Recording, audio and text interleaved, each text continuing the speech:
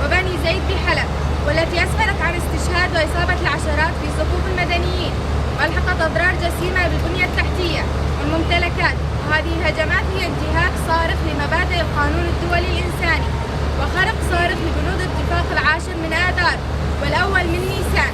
إن هذه الممارسات تمثل تهديدا مباشرا للوحدة الوطنية السورية، وتسهم في تعميق الانقسام وتمزق النسيج الاجتماعي للشعب السوري. إن أحياء الشيخ مقصود الأشرفية اللذان شكلا على مدار 14 عاما خط الدفاع الأول في وجه الظلم والاستبداد، وما زالا يشكلان قلعة حصينة في وجه الهجمات والحصار الخانق.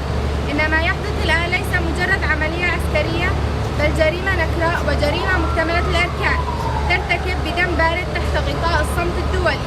إننا نحمل الدولة التركية المسؤولية السياسية والأخلاقية عن هذه الاعتداءات نتيجة تدخلها المباشر في الشأن السوري الداخلي، كما نحمل الحكومة الانتقالية المؤقتة السورية السياسية والقانونية الكاملة بصفتها الجهة التي تدعي التمثيل السياسي والأشرف على تلك المجموعات المنفلتة. وأن عدم ضبط المجموعات هو تفريط بدم السوريين، وإننا ندين التقاعس الدولي الذي فتح الضوء الأخضر لاستخدام سلاح الجوع والبرد ضد الأطفال والنساء، واسترخص الدم السوري وحول أرواح الأبرياء إلى أوراق تفاوض في صراعات السلطة والنفوذ، ومطالب بفتح ممرات إنسانية فورية وغير مشروطة لدخول قوافل الإغاثة. كما نناشد كل القوى الفاعلة بالتدخل لوقف آلة القتل داخل الأحياء السكنية وتحييد المدنيين تماما عن الصراعات العسكرية.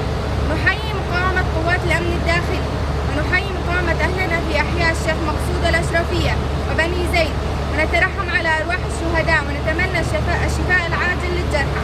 دار المرأة في الحسكة 8/1/2026. عاشت مقاومة الشيخ مقصود الأشرفية. عاشت. بيجي برخوانانا شيخ مقصود. بيجي برخوانانا شيخ مقصود. بيجي